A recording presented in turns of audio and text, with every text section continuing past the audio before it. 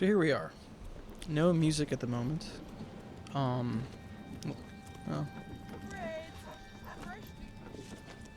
Okay, so this is Bear Haven. It's my only settlement, and only territory I'm in control of for this playthrough, which is a peaceful playthrough, which I think, assuming has no combat, the Baron doesn't try to fight you, the bandits don't try and fight you. But anyways, so this is my fucking settlement for the most part. If you zoom out to the full in-game world map, this is the whole in-game world map. It's kind of nice the way it's laid out. So it's like 7 territories in all. 8? I think it's 8. Here you can see my main resources, which are all almost 0, which is not good. The main thing I'm always looking at is my fucking food up here. 2 months supply. Not great, especially since it's winter.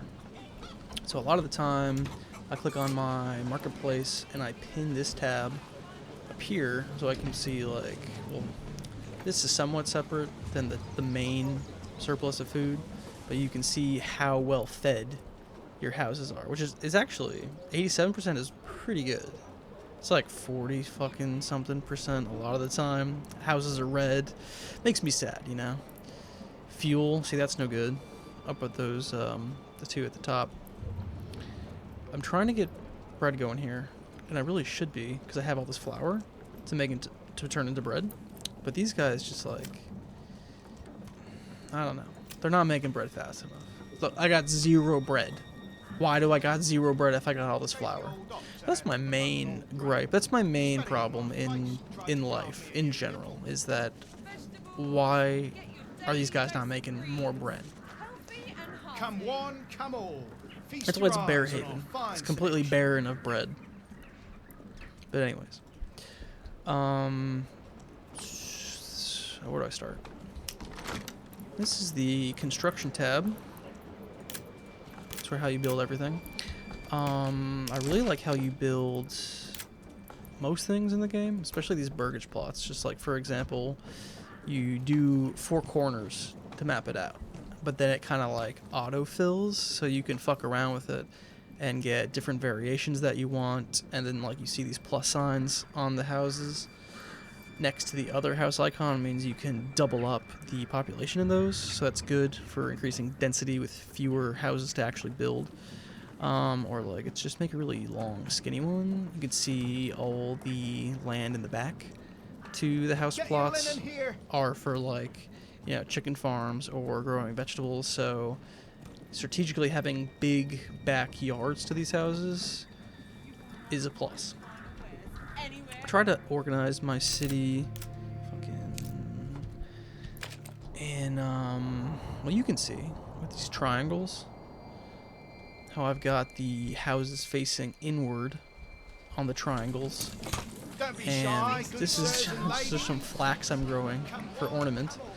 And this is marketplace space to supply all the houses in the vicinity. So I think it's set up pretty well. Like, you can see I've got a lack, got a marketplace lack on firewood. Yeah, on fuel. See all those red houses? It's like, I don't know. It's hard to keep these motherfuckers satisfied. Although I'm feeding them well, for once. Up here you can see all your resources. Construction resource, food, fuel. I've never done charcoal. It might be a good idea. Barley. You know, flour, leather. There's a lot of shit going on in this game. Like, you gotta clothe these motherfuckers. Yeah, the main things are clothes, food, and fuel. And I guess keeping these satisfied are just about keeping your overall approval up. Like, if you tax them, this shit will go down. Always.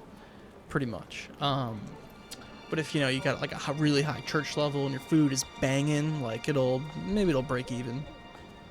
And I don't really need to tax these guys on this playthrough, because taxing is usually for buying mercenaries, like renting them, leasing the mercenaries, or it's for upgrading your own soldiers or increasing your retinue size, which is like the palace, or sorry, the manor defense force.